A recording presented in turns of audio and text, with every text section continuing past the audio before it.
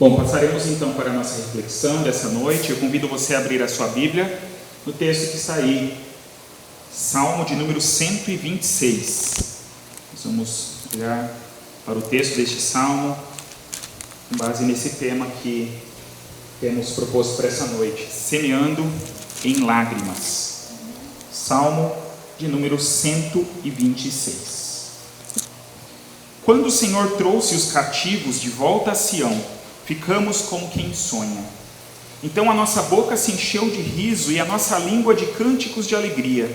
E se dizia entre as nações: o Senhor fez grandes coisas por eles. Sim, o Senhor fez grandes coisas por nós e por isso estamos alegres. Senhor, restaura nossos cativos, assim como renovas as correntes no Neguebe. Os que semeiam em lágrimas colherão com cânticos de júbilo. Aquele que sai chorando a plantar a semente voltará com cânticos de júbilo, trazendo consigo os seus feixes. Vamos orar ainda mais uma vez. Pai, nós pedimos que neste tempo o Senhor fale aos nossos corações. Nós reconhecemos que precisamos da Tua orientação para as nossas vidas. E pedimos então que o Senhor agora fale através da Tua palavra e nos mostre, Deus, aquilo que o Senhor tem ainda para realizar nas nossas vidas. Nós pedimos isso humildemente, no nome do nosso Senhor Jesus. Amém. Estamos aqui então com um salmo que foi escrito num período muito interessante e importante do reino de Judá. Esse salmo não foi escrito por Davi, ele foi escrito já no período mais para frente, no momento em que o povo começa a retornar do cativeiro. Então, para a gente relembrar um pouquinho a história, a gente aprende isso na escola bíblica, mas o povo viveu por um bom período ali na terra que havia sido prometida por Deus e que eles tomaram posse, Inicia ali o período do reinado com Saul, depois passa para Davi, Salomão.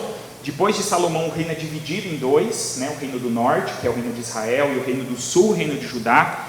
E aí vem aí uma série de reis, que a maioria deles foram maus reis, infelizmente. No reino do norte, praticamente todos. No reino do sul ainda tiveram alguns um pouquinho melhores, mas o povo vivia aí um tempo muito complicado, de muita inconstância diante de Deus, Muitas vezes o povo, em alguns momentos eles buscavam a Deus, em outros momentos eles viravam suas costas e se rendiam à idolatria, à rebeldia, e Deus mandava então os profetas para anunciar a sua palavra, para chamar o povo de volta ao arrependimento, para que eles mudassem a sua postura, mas infelizmente isso não acontecia a contento. Então Deus anuncia que o povo, na verdade, aqui falamos dos dois reinos, o reino do norte é levado cativo primeiro, e esse reino praticamente deixa de existir, ele se mistura ali com outros povos, que depois vêm a se tornar ali os samaritanos, no Novo Testamento, que a gente ouve falar um pouquinho deles, e o reino do sul permanece um pouquinho mais,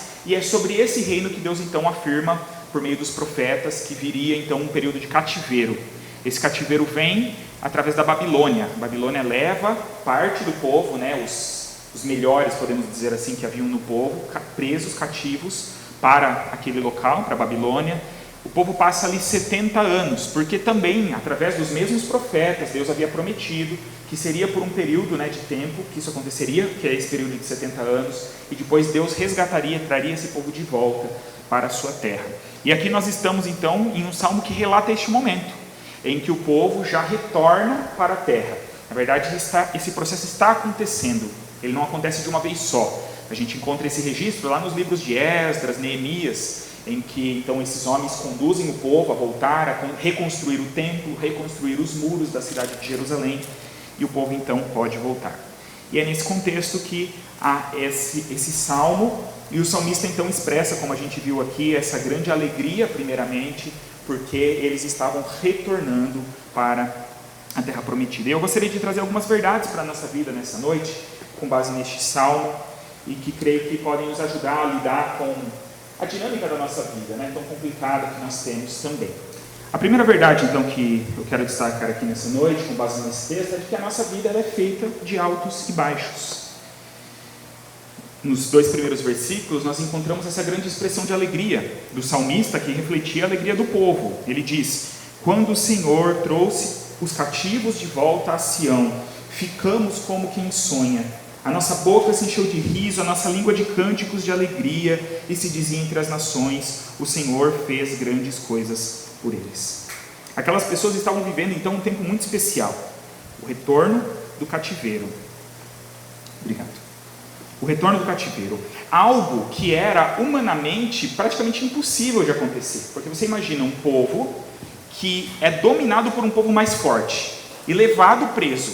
Eles não tinham força para, lá nesse local onde eles foram levados, lutar para assim, vamos sair daqui e escapar. Eles eram escravos, tanto que não foi isso que aconteceu, foi a ação de Deus, através de pessoas e através de mover o coração, né, dos líderes, que já nem era mais a Babilônia, mas já era o Império Persa depois, e aí Deus move, né, todas as situações para que o povo pudesse voltar.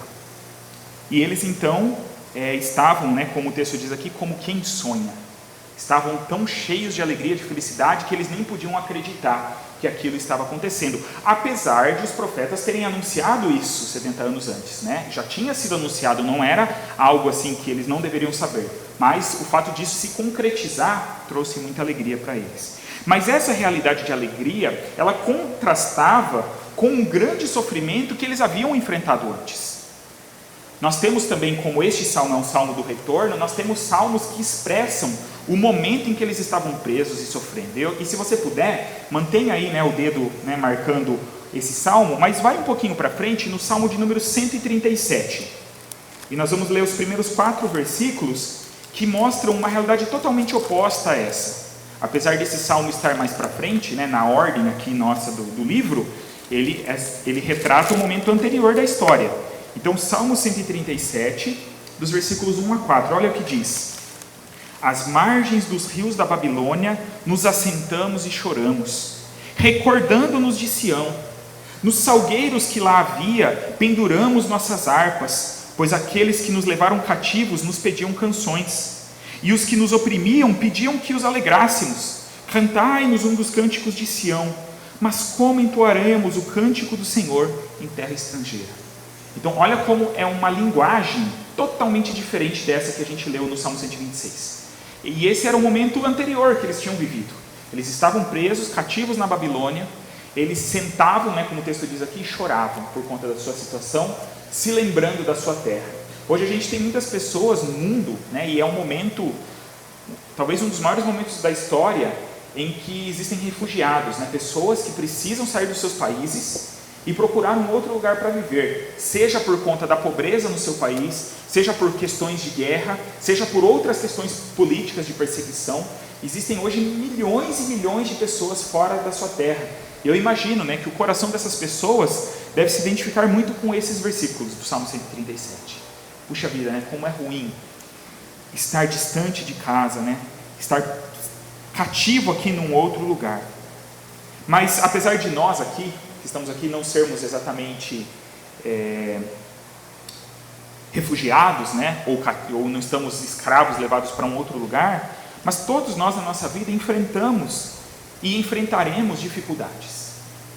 Não tem como nós controlarmos isso, por mais que a gente tente, por mais que a gente queira, por mais que a gente se esforce, né, para ter uma estabilidade, para conduzir as coisas de acordo com o nosso plano, as coisas sempre surgirão situações que estão fora do nosso controle. A gente está vivendo, talvez, né, nos últimos tempos aí da humanidade, um grande exemplo disso, que é essa pandemia. Quem imaginava, né? Há um ano atrás, eu estava vendo os noticiários, né, falando que agora, há um ano atrás, começava toda essa loucura que a gente está vivendo hoje, né? Mês de fevereiro, já estava começando a possibilidade de surgir algum caso, surge talvez aí os primeiros casos no Brasil, e no mês de março, né, em que tudo muda, tudo fecha, e acontece toda essa realidade que já mudou totalmente a história, não apenas do nosso país, mas de todo o mundo. São situações que a gente não espera enfrentar, né? Vão ter dias em que nós vamos nos assentar e chorar, talvez não lá nas margens dos rios da Babilônia, mas talvez seja no travesseiro de casa, né, dentro do meu quarto escondido ou em algum lugar por onde eu estou. Talvez eu vou sentar, você vai sentar e chorar por conta de alguma situação. E em outros momentos da nossa vida, a gente vai estar como agora no salmo que nós estamos enfatizando, que é o Salmo 126, celebrando e nos alegrando por bênçãos também concedidas por Deus na nossa vida.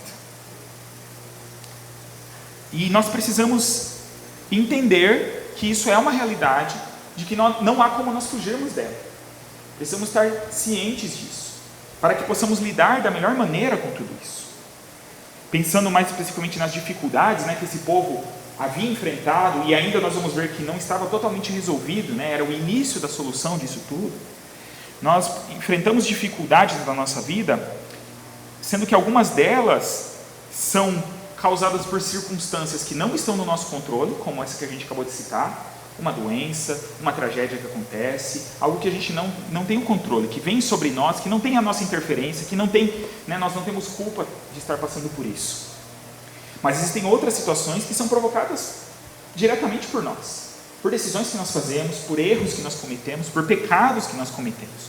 Este povo foi levado cativo não por uma casualidade, né? Aconteceu, puxa vida, não.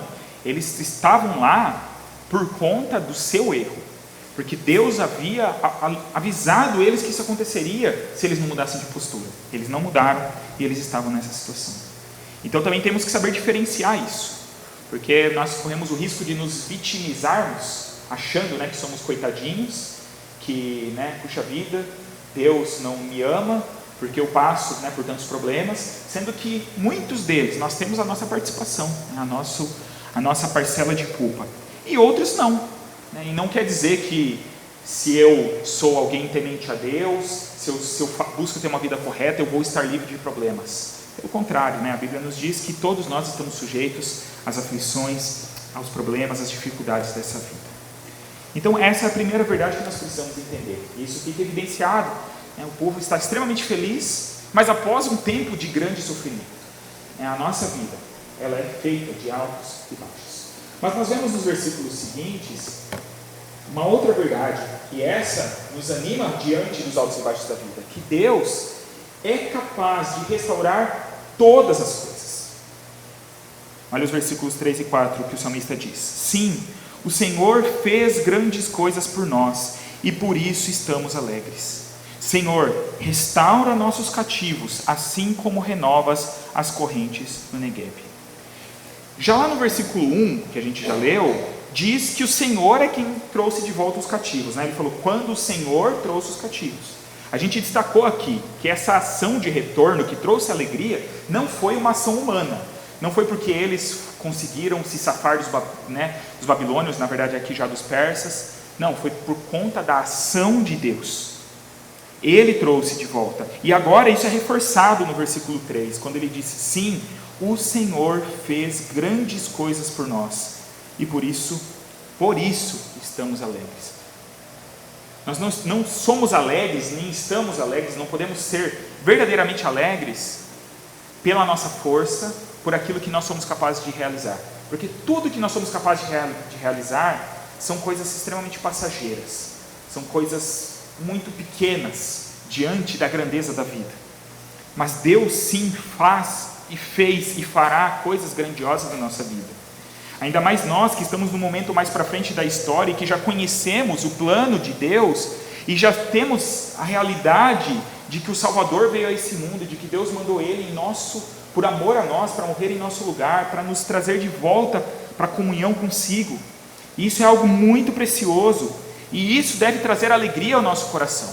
O povo olha para aquilo que já havia acontecido, para o que Deus realizou, e o povo então se alegra e declara isso. O Senhor fez grandes coisas por nós. A nossa alegria então não pode depender das circunstâncias da vida, porque o Senhor está acima de tudo. O Senhor é quem nos resgata dos nossos cativeiros. Mas é interessante que de repente no versículo 4, o discurso parece que muda um pouco, né? Até então era só essa exultação por aquilo que já havia acontecido, mas aí de repente o salmista faz um pedido, quando ele diz, Senhor, restaura nossos cativos, assim como renovas as correntes do Negueb. Pode parecer estranho, né? Eles não estão agradecendo porque os cativos voltaram para Sião, mas a explicação disso é de que na verdade esse processo então havia iniciado, mas não estava completo. Parte do povo havia voltado, e estes que voltaram estavam alegres, exultando e louvando a Deus por isso. Mas aqueles que ainda não haviam voltado precisavam voltar. E é esse o pedido que então o salmista faz para Deus. E é interessante que ele cita aqui algo que a gente não entende se a gente não estudar um pouquinho do contexto. Ele pede que o Senhor restaure os cativos, assim como Deus renova as correntes do Negueb. E essa citação geográfica que ele faz aqui é muito interessante. Negueb é um deserto que fica ao sul de Israel. É uma região, uma área que, por conta do seu relevo, ela não é propícia a chuvas. Então é uma região muito seca. A maior parte do ano ali é um completo deserto, e pessoas, acabam vivendo ali, como em praticamente todos os lugares, sofrem muito com essa situação. Mas existe uma característica interessante, que em determinada época do ano, que seria na época do inverno lá, quando algumas chuvas volumosas caem em regiões ao redor desse deserto, porque ali é muito difícil de chover, mas ali a chuva vai caindo ao redor, talvez chova um pouco ali, mas principalmente ao redor, e por conta do relevo, essas chuvas vão se acumulando, e elas vão formando correntes, e elas, então, nesse deserto surgem rios, que trazem de volta a vida naquele local por onde ele passa. Eu pesquisei, para a gente entender isso, eu trouxe aqui um pequeno vídeo. Esse vídeo não vai ter áudio, mas eu vou colocar aqui, e vai dar para a gente ter uma noção de como isso acontece.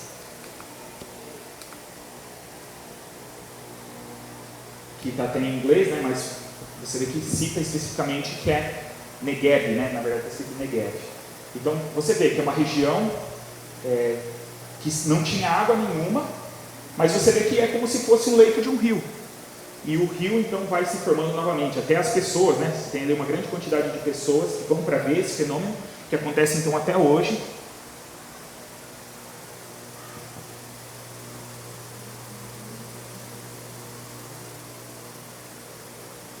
E esse é o exato momento em que essas águas surgem, e começam a correr por ali. Mas essas águas, elas são torrenciais. Elas vêm em grande quantidade, formam grandes rios. Aqui a imagem vai seguir mais um pouquinho, mostrando alguns outros ângulos. Existem outras, se você pesquisar na internet, de grandes quedas de água se formando em lugares, de um volume muito grande. Aqui já dá para ter uma noção, o volume da água, mas isso é logo nos primeiros instantes.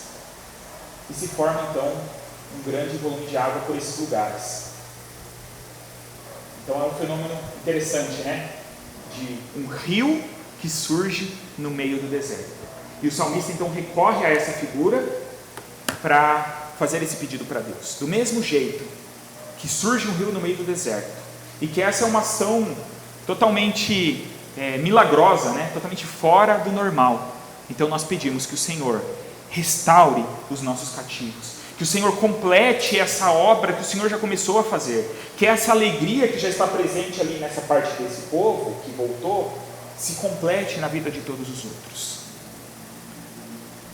Algo bom havia acontecido, mas ainda não estava completo. E nós precisamos aprender a perceber a ação de Deus nas nossas vidas, mesmo que ainda não tenhamos vencido por completo as lutas. Muitas vezes nós ainda estamos travando batalhas, mas a gente não tem a capacidade de olhar para trás e perceber aquilo que Deus já fez. E a gente às vezes só olha para as lutas, para os problemas. Como eu orei aqui mais cedo, nós só estamos aqui por conta da misericórdia de Deus. Deus já fez tantas e tantas coisas na nossa vida, nós estaríamos mortos. Cada um de nós tem a nossa história e pode testemunhar isso de alguma maneira. E nós precisamos então perceber isso. Deus está agindo. Deus está no controle, Ele é capaz de restaurar todas as coisas, Ele já tem movido, Ele já tem feito, e Ele continuará fazendo. Por isso que nós clamamos a Ele como salmista: Senhor, restaura os nossos cativos. Nós então percebemos a ação dEle, e com base nisso, nós apresentamos a nossa confiança diante dEle, para que Ele complete a sua obra em nós. Eu gosto muito de uma palavra do apóstolo Paulo, quando ele escreve a sua carta aos Filipenses. No capítulo 1 dessa carta, versículo 6, ele diz: eu estou certo disso, aquele que começou a boa obra em vós, irá aperfeiçoá-la até o dia de Cristo Jesus. Paulo está falando para uma igreja, como nós, e ele fala para nós também: olha, Deus já começou uma obra na sua vida, Deus já está agindo na sua história, e eu estou certo de que este mesmo Deus que já começou essa obra na sua vida, Ele irá aperfeiçoá-la e completá-la até o dia de Cristo Jesus. Qual é o dia de Cristo Jesus? O dia em que Jesus retornará para nos buscar. E nesse dia essa obra será de fato completa, porque aí nós teremos a nossa vida transformada e teremos um corpo glorificado. Se ainda estivermos vivos, né, esperamos que isso aconteça em breve, e os sinais nos mostram que isso não demorará em acontecer, nós teremos, né, não experimentaremos a morte e passaremos já para isso, para essa nova realidade. Mas se tivermos morrido, né, o nosso corpo será ressuscitado e transformado, e essa obra será completa. E nós precisamos ter consciência disso, especialmente nos momentos de maior dificuldade da nossa vida, nos momentos em que a gente se sente sem força, a gente se sente sem esperança, a gente se sente incapaz diante das realidades. Como se libertar de um povo muito mais forte do que nós, que nos levou como escravos? Deus é capaz de fazer isso. Deus começou a fazer isso, já estava levando parte daquele povo e completaria essa obra, porque é isso que acontece. O povo retorna para Jerusalém para viver os planos de Deus para a sua vida. E aí eu quero ir para um terceiro ponto, e esse terceiro ponto é muito importante, especial, que se baseia nos últimos 2 versículos desse salmo. Então podemos ver com base nesse texto que a nossa vida ela é feita de altos e baixos. Do lado de Deus da história, Ele é capaz de restaurar todas as coisas, mas existe também aquilo que cabe a nós. E a terceira verdade é: aquele que permanece fiel será recompensado. Versículos 5 e 6, o salmista afirma: os que semeiam em lágrimas colherão com cânticos de júbilo. Aquele que sai chorando a plantar a semente voltará com cânticos de júbilo, trazendo consigo os seus feixes. O choro, o lamento, o clamor do povo que estava cativo, como a gente leu no outro salmo, que eles sentavam e choravam, nesse momento de grande tristeza, o povo se lembra de Deus e reconhece que eles estavam lá por conta do pecado deles. E mais uma vez eles retornam a Deus. E esse retorno permite então com que Deus opere a sua obra e os traga de volta para a sua terra. Então tudo aquilo que eles haviam feito gera neles, agora com base num castigo que Deus faz, mas faz por amor, gera arrependimento, e aí é transformado então em alegria e em cânticos de louvor. Lá no Novo Testamento, no Sermão da Montanha, num trecho do Sermão da Montanha conhecido como as Bem-aventuranças, e eu até já fiz uma série de pregações, está até no nosso canal do YouTube, uma série desse texto. No versículo 4 de Mateus 5, Jesus diz: bem-aventurados os que choram, pois serão consolados. Somente quem chora pode ser consolado. Somente quem reconhece a sua necessidade de Deus é que pode ter isso suprido. O povo, enquanto estava na sua terra e as coisas estavam, vamos dizer, bem, eles eram inconstantes e eles viravam as costas para Deus, e eles se rebelavam e se entregavam à idolatria e faziam tudo aquilo que desagradava a Deus. Mas por conta de uma situação que levou eles a chorarem, a sofrerem, Deus pôde então trabalhar nas suas vidas para que isso pudesse ser mudado. A Bíblia nos afirma que todo sofrimento um dia terá fim,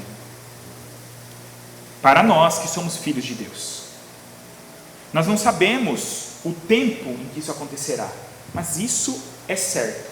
Existem sofrimentos que a gente vive hoje, que a gente enfrenta hoje na nossa vida, que vão passar ainda quando nós estamos em vida aqui, né? Situações que se resolvem, que Deus nos ajuda, que Deus trabalha e que passam, que se resolvem.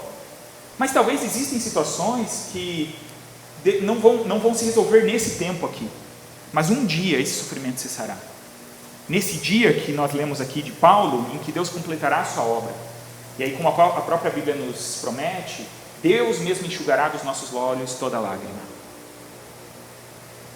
Mas a questão então, em meio a tudo isso, o que cabe a nós refletirmos é o que nós temos feito diante das circunstâncias da vida. Como nós temos agido diante das adversidades. Porque a vida nos reserva isso. A vida nos traz altos e baixos, não temos como escapar disso.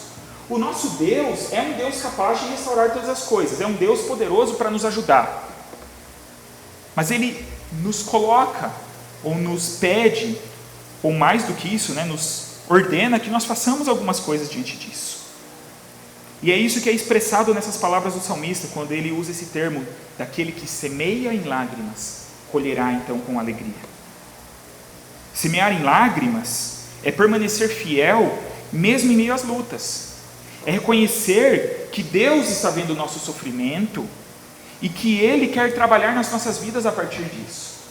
De que se Deus permite que eu passe por alguma situação, é porque Ele quer que isso sirva de alguma maneira para me ensinar alguma coisa. Mas o problema é que muitas vezes nós não queremos saber disso. A gente quer simplesmente que Deus nos livre do sofrimento. A gente não gosta, bom, é natural, né, que a gente não goste de sofrimento. Mas nós precisamos entender isso. Que Deus, esse Deus que tem o controle de todas as coisas, Ele quer trabalhar e lapidar as nossas vidas. O apóstolo Paulo, em determinado momento de sofrimento, que nós nem sabemos exatamente o que era, né, e ele coloca como sendo um espinho da carne, e ele diz que ele ora 3 vezes a Deus pedindo para que esse espinho fosse retirado. A resposta de Deus para ele é: a minha graça te basta, porque o meu poder se aperfeiçoa na fraqueza. Então Paulo entendeu, através da busca de Deus no meio daquela situação, que Deus queria fazê-lo ser mais dependente dele. Que Deus queria que ele confiasse, descansasse e dependesse da graça de Deus. O que Deus quer ensinar para mim e para você nesse tempo que nós vivemos? Naquelas lutas que você tem vivido e enfrentado. Será que a gente se interessa em perguntar isso para Deus e entender isso? Ou a gente só se interessa em se queixar e falar assim: ah, Deus, o Senhor não me ama, por que o Senhor está permitindo? Porque eu... Ou será que a gente está orando: Senhor, o que o Senhor quer fazer na minha vida? O que o Senhor quer transformar em mim? Porque Deus quer nos colocar nesse mesmo lugar que esse povo estava vivendo agora. Deus quer nos trazer essa alegria plena e completa. Mas como um bom pai que quer o nosso melhor, Ele quer também fazer com que a gente cresça. Não adianta simplesmente entregar tudo que um filho quer, né? Aqueles que são pais sabem disso. A Amanda falou aí, né, do desafio que a gente, né, tem pela frente. Temos aí o André e a Dani, né, com recém-pais. Mas esse é o desafio, né, de saber entregar aquilo que é melhor para os seus filhos. Que muitas vezes não é o mais agradável, o mais confortável, o que vai fazer a gente sorrir e se alegrar naquele momento, mas é necessário para o nosso crescimento. E aí nós precisamos entender, nessa linguagem do salmista da semeadura, é que a semeadura sempre vem antes da colheita.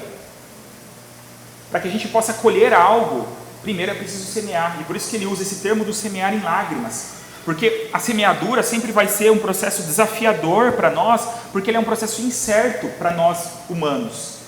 Deus tem o controle, mas nós não temos. Mas nós somos convocados a manter a nossa fidelidade, a semearmos essas coisas que Deus quer, para que a gente possa lá na frente colher todas as bênçãos que Deus tem para a nossa vida.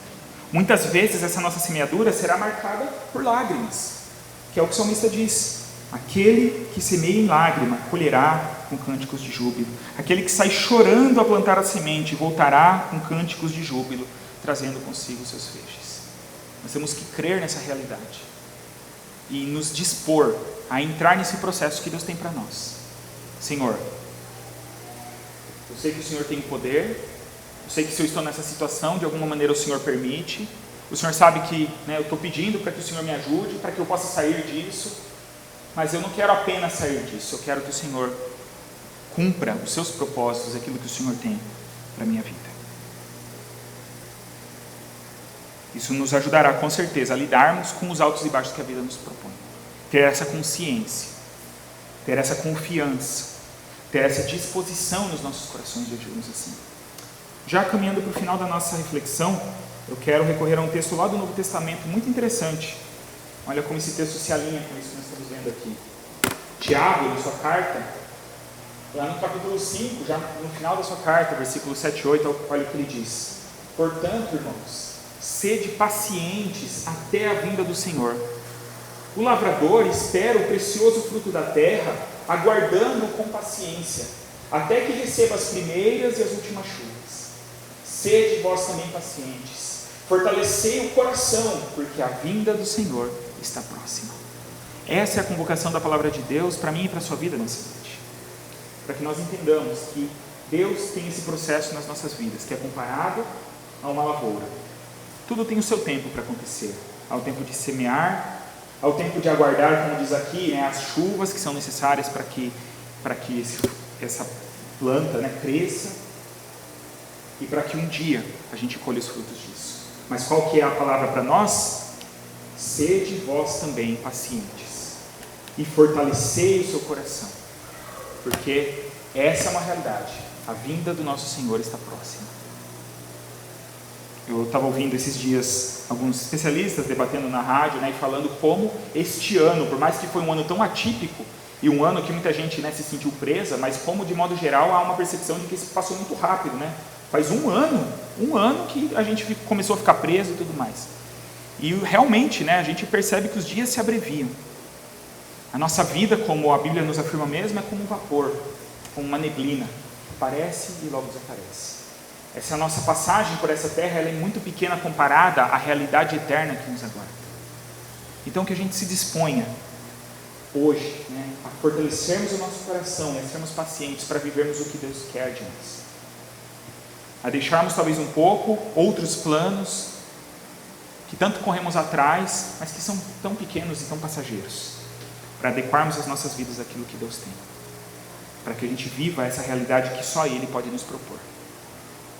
Vamos orar. Pai, nós te agradecemos mais uma vez por tudo isso que o Senhor nos mostra, Deus, na tua palavra. Nós te agradecemos porque nos lembramos que o Senhor é esse Deus que tem controle sobre todas as coisas. Então, por mais que a gente viva situações inesperadas, lembramos agora que o Senhor tem todo o controle. E o Senhor tem todo o poder para mudar qualquer realidade. Nem sempre o Senhor fará isso, porque nós não entendemos quais são os teus planos.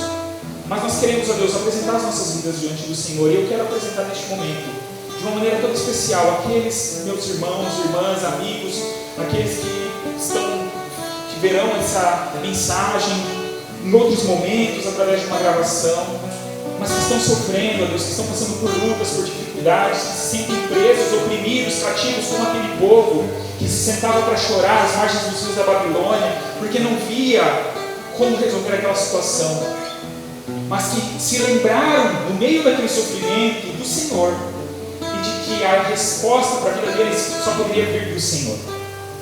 Então nós pedimos a Deus que o Senhor ajude, fortaleça, anime a Deus aqueles que estão cansados, abatidos, aflitos, oprimidos, que possam receber a Deus nesse tempo do bálsamo restaurador do Senhor, da paz do Senhor que excede todo entendimento, e que possam se sentir, ó Deus, fortalecidos, como também lemos em Isaías mais cedo, que possam ter as suas forças renovadas, mas que possam, ó Deus, também querer aprender nesse tempo, possam, ó Deus, possam permitir que o Senhor trabalhe nas suas vidas, para que saiam melhores, ó Deus, desse cativeiro, dessas dificuldades. Ó Deus, e aos demais que não estão nessa situação, que possam reconhecer, ó Deus, que as bênçãos que nós temos vindo do Senhor, possam glorificar ao Senhor por isso, possam querer retribuir ao Senhor com uma vida de louvor ao Senhor. Que esse seja o desejo de todos nós, que nos lembremos sempre de que o Senhor nos criou para a tua glória, porque do Senhor, para o Senhor são todas as coisas, inclusive as nossas vidas. Então nos ajuda, Deus, a caminharmos com essa visão, dentro dessa perspectiva, Deus, e vivermos tudo que o Senhor tem reservado para nós.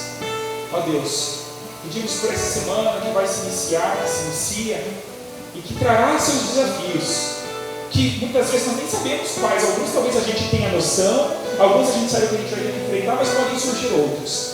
Mas que em meio a isso tudo, não saia da nossa mente que o Senhor está conosco, de que nós somos teus filhos amados, de que o Senhor tem o melhor para as nossas vidas e de que o Senhor se dispõe a nos ajudar, a lidar com todas as situações. Ó Deus, nos ajuda, nos fortalece a cada dia. Abençoa, Deus, a vida de cada um aqui, a família de cada um aqui representado, os nossos irmãos que não estão conosco nessa noite.